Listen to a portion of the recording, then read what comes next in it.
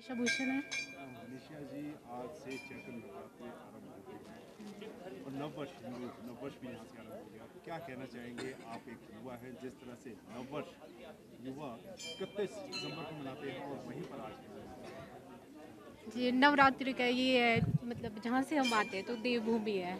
हमारे यहाँ नवरात्रों का बहुत महत्व है, क्योंकि मैं फ्रांस से बिलोंग करती हूँ।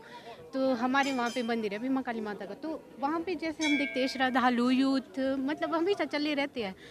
अपने माइंड को शांत रखने के लिए अपना मतलब आसपास का सही होना चाहिए। जैसे स्ट्रेस में आजकल यूथ जो है ना, बहुत ज़्यादा स्ट्रेस में जा रहा है। अपने आप को शांत करने के लिए, माइंड फ्रेश रखने के लिए हमें जाना चाहिए मंदिर। और हमारे यहाँ ये बहुत ज़्यादा है, नवरात्रों का मतलब बहुत ज़्यादा महत्व है। लोग आते हैं, बहुत भीड़ होती है, चले रहते हैं, मतलब 9 के 9 दिन बहुत ही ज़्यादा लोग चले रहते हैं। 31 को होना चाहिए न्यू ईयर या फिर आज होना चाहिए? हाँ, हमारे जैसे हमारे जो पहाड़ी कल्चर है उसमें तो आज ही हमारे लिए नव वर्ष का आरंभ है, क्योंकि हमारी साइड आज से ही जैसे नव वर्ष का जो है प्रारंभ माना जाता है। साल का पहला दिन माना जाता है, पूजा होती है, बहुत बड़े स्तर पे पूजा होती है हमारे यहाँ। इसीलिए मतलब अच्छा ये फेस्ट ही है हमारी साइड में एक साथ। मेरा नाम गौतम भौमिक है। मैं बंगाली हूँ। हर साल वेस्ट बंगाल से मैं यहाँ आता हूँ। मैं हावड़ा सातरागाछी का रहने वाला हूँ। हर साल माँ हमको खींच के ले आते हैं। नवरात्रि का दिन हम यहाँ काली मंदिर में 5 दिन ठहरते हैं। हम रेलवे में काम करते थे, स्टेशन मास्टर थे। पास वगैरह मिलता था, कोई प्रॉब्लम नहीं है, तो इसलिए हम हर साल आते हैं। अभी रिटायर हो गया, फिर भी हम इस साल आया। माँ का इच्छा से जितना दिन तक जिंदा रहूँगा आने का कोशिश करूँगा। तकलीफ होता है वहाँ से कालका से टॉय ट्रेन, लेकिन यहाँ के सब तकलीफ दूर हो जाता है। माँ का कृपा से एकदम तकलीफ दूर हो जाता है। जितना तकलीफ होता है वह सब महसूस ही नहीं होता है। जोखिम में डालकर न्यूज इकट्ठे करते हैं और निष्पक्ष न्यूज अपने यहाँ प्रदान करते हो सभी प्रदेशवासी को। इसलिए मैं आप लोगों का आशीर्वाद देता हूँ। इसी साथ आप लोगों के साथ साथ नगरवासी, प्रदेशवासी के साथ साथ हमारे सभी हिंदुस्तानी को आज जो चैत्र नवरात्रि है उसका ढेर सारी शुभकामनाएं देता हूँ। माँ के आशीर्वाद से सभी के घर में खुशहाली रहे, सब लोग स्वस्थ रहे, ठीक रहे और हमारा प्रदेश जो है ना सशक्त प्रदेश बने। बता की माँ के आशीर्वाद के लिए ये 2 नवरात्रि मेन माना जाता है, एक चैत्र नवरात्रि और शारद नवरात्रि। चैत्र नवरात्रि जो है, जो राजा सूरत अपना साम्राज्य वापस पाने के लिए युद्ध करते माँ का आराधना की थी, वह चैत्र नवरात्रि है। और शारद नवरात्रि जो है, रामचंद्र जी रावण के ऊपर विजय पाने के लिए जो पूजा किए थे, अकाल मतलब कि बिना समय में पूजा किए थे, वो था शारद नवरात्रि।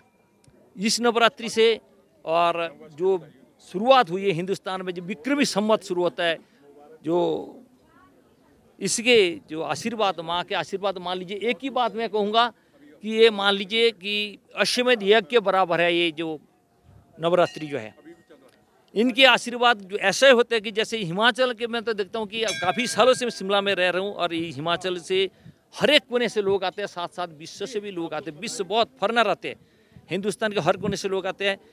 यहाँ ही देखता हूँ कि लोग एक घड़ी माँ के झलक पाने के लिए, चाहे आंधी आ जाए, तूफान आ जाए, लेकिन माँ के झलक पाने के लिए जरूर आते हैं। जो भी भक्त जो कहीं से भी आते हैं, उनके मांगे, उनके मुराद जो लेके आते हैं, वहाँ उनकी मुराद पूरी करते हैं। मैं मानता हूँ कि ग्रहण का एक रोल रहता है।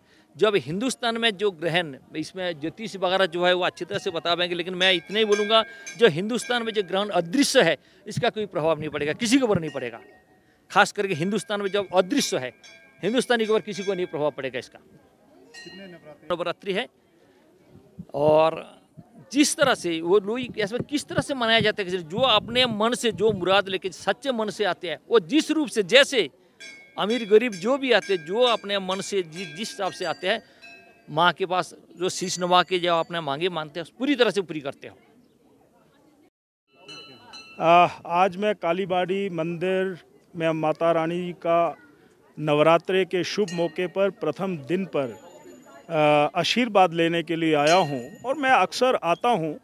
आज तो नवरात्रे हैं, नवरात्रों से पहले भी चाहे माँ तारा देवी का मंदिर हो, कालीबाड़ी का मंदिर हो, चाहे हमारी देवी देवताओं का मंदिर हो, चाहे वो माता चामुंडेश्वरी है, चाहे हमारी माता वैष्णो देवी है, चाहे हमारी माता बगलामुखी है, चाहे हमारी माता ज्वालामुखी है, नैना देवी है, आशापुरी है, चिंतपूर्णी है।